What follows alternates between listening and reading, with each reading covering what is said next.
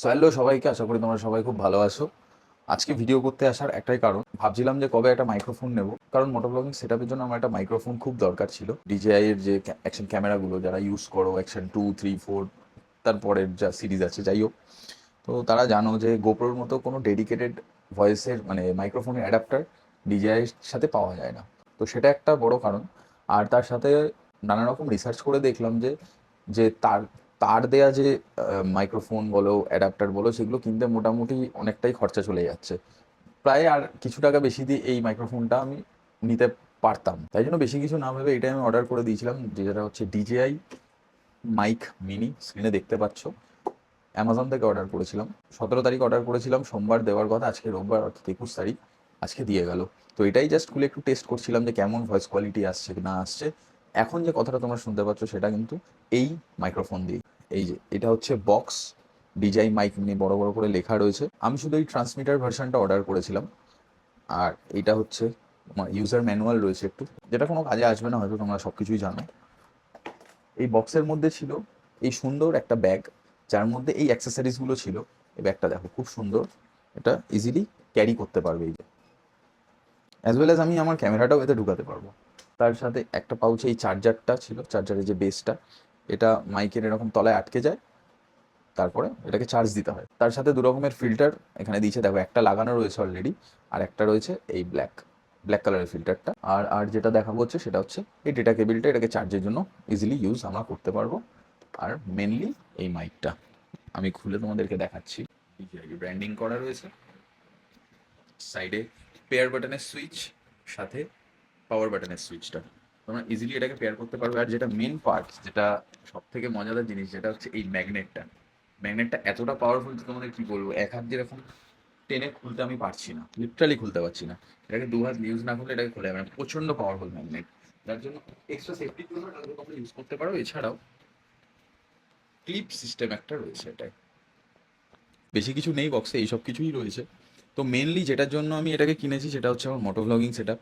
সেই মোটো ভ্লগিংটা আজকে তো করতে পারবো না, প্রচণ্ড বৃষ্টি হচ্ছে। আজকে 21 তারিখ রবিবারের, কাল পরশুর মধ্যে একটু সময় বের করে আমি এটার মোটো ভ্লগটা এই ভিডিওর শেষে অ্যাটাচ করে দেবো। এটা না দেখলে হয়তো তোমরা সিরিয়াসলি বুঝতে পারবে না যে কেমন কি, যারা নেওয়ার প্ল্যান করছো তোমরা বুঝতে পারবে না।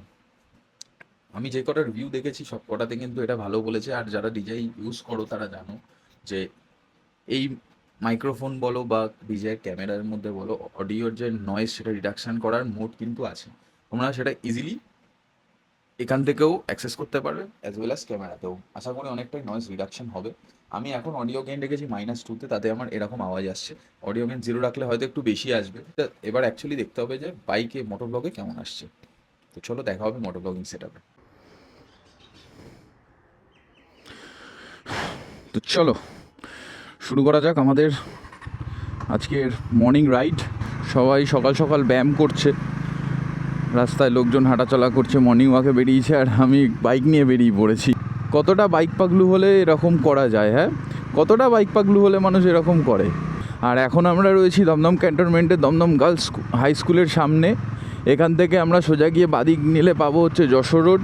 সেই যশোর রোড ধরে বাদিকে সোজা চলে গেলে আমরা পেয়ে যাব 1 নম্বর এয়ারপোর্ট, 2 নম্বর এয়ারপোর্ট গেট হয়ে মধ্যমগ্রাম যাওয়ার রাস্তা।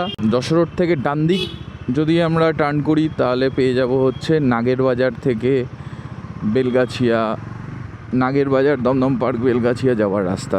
আজকে আমরা যাব নিউ টাউনের দিকে। ইচ্ছা আছে বিশ্ববাংলা আই অবধি গিয়ে ওখান থেকে ঘুরিয়ে নিয়ে আবার ফিরে চলে আসার। ওয়েদারটা খুব সুন্দর হয়ে আছে, যেহেতু এখনও সূর্যটা প্রপারলি ওঠেনি, কিন্তু লোকজন জেগে গেছে, হাই স্পিডে গাড়িও যাচ্ছে। আমরা যশোর রোডে উঠে পড়লাম। আমার এখানে কিন্তু দুটো ক্যামেরাই টেস্ট করা হচ্ছে, দেখতে হবে যে কেমন আসছে ভিডিওটা। আমি না কৈখালির মধ্যে থেকে বেরিয়ে যাব। গাড়ি চলছে 55 থেকে 60-এর মধ্যে। উইন্ড নয়েজ কেমন আসছে জানি না। অডিও গেন -12, আর মাইক্রোফোনের নয়েজ রিডাকশান অফ করাই রয়েছে।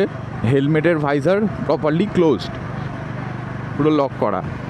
সামনে রাইট সাইডে হলদিরাম, আর সোজা গিয়ে বাদিকে গেলে চিরার পার্ক পড়বে। সামনে রেড সিগন্যাল হয়ে রয়েছে।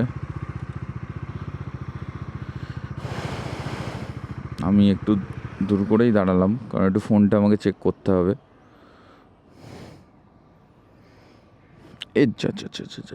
সিগন্যাল খুলেই গেল।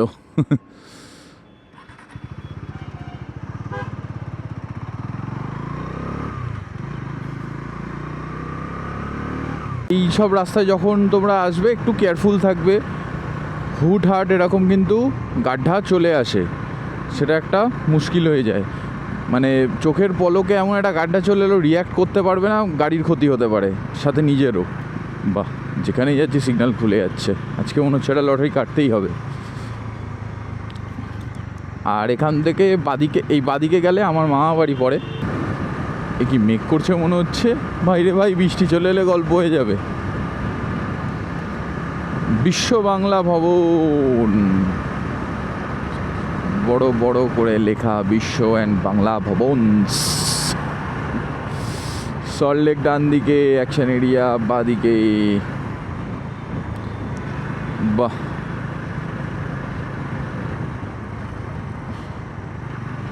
আমাদের ডান দিক যাওয়ার রাস্তা খুলে গেছিল, বাট আবার বন্ধ হয়ে গেছে। শুধু এমজি আর কিয়ারই গাড়ি, দুটো কিয়ার গাড়ি, দুটো এমজির গাড়ি। বাহ, আর কোনো ব্র্যান্ড নেই। রাস্তা আমরা সোজা গিয়ে ডান দিক নিয়ে নিলাম, আবার ওখান থেকে বাদিকে গিয়ে সার্ভিস রোডটা ধরতে হবে। ওই যে বাদিকে সার্ভিস রোড। আমি এই রাস্তাগুলো চিনি, তার কারণ হচ্ছে এইসব, এই যে ফেয়ারফিল্ড বাই ম্যারিয়ট দেখতে পাচ্ছ তোমরা, এই যে এইখানে আমাদের মিটিং পড়ে। এই যে ফেয়ারফিল্ড ম্যারিয়ট আমাদের মিটিং পড়ে, এখানে আমাদেরকে প্রায় দিনই আসতে হয়। আমরা এখান থেকে স্ট্রেট চলে যাব। স্ট্রেট চলে গেলেই সিটি সেন্টার 2 পড়বে আমার ঠিক রাইট সাইডে। ওখান থেকে একদম স্ট্রেট চলে গেলে পড়বে চিনার পার্ক। চিনার পার্কের সামনে চলে গেলে হলদিরাম। হলদিরামের পাশে যে ব্রিজটা রয়েছে সেটাকে আমি ধরবো। ধরে কৈখালির আগে যে মুখটা কাট আউটটা শেষ হচ্ছে, ওখান থেকে কৈখালি লেফট টার্ন মেরে বাড়ির পথে রওনা দেব। এই হচ্ছে এখনকার আমার রুট ম্যাপ, সেটাই ফলো করে আমি এগাবো।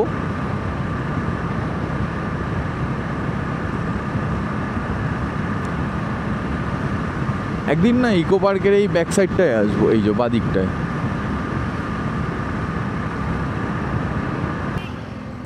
তো চলো এখানটায় দাঁড়িয়ে ক্যামেরাটাকে না প্যাক করে নিই, মনে হচ্ছে বৃষ্টি আসবে। আর যেহেতু ওয়াটারপ্রুফ নয় আমার কোনো ক্যামেরাটাই, সেজন্য একেবারে পকেটে ভরে নিই। দেখা হবে বাড়িতে গিয়ে। সো আই হোপ বন্ধুরা তোমরা ভিডিওটা দেখে ক্ল্যারিটি পেয়েছো যে DJI mic mini DJI action 4-এর সাথে বা DJI-এর যে কোনো ক্যামেরার সাথে কতটা ভালোভাবে কাজ করে। তো যদি তোমরা মোটো ব্লগিংয়ের জন্য কোনো মাইক নিতে চাও, তাহলে আমি রেকমেন্ড করবো DJI মাইক মিনি। অফকোর্স তোমরা নিতে পারো চোখ বন্ধ করে, খুব ভালো কোয়ালিটির সাউন্ড প্রডিউস করে। তো আজকে এইটুখানি, দেখা হচ্ছে পরের ভিডিওতে।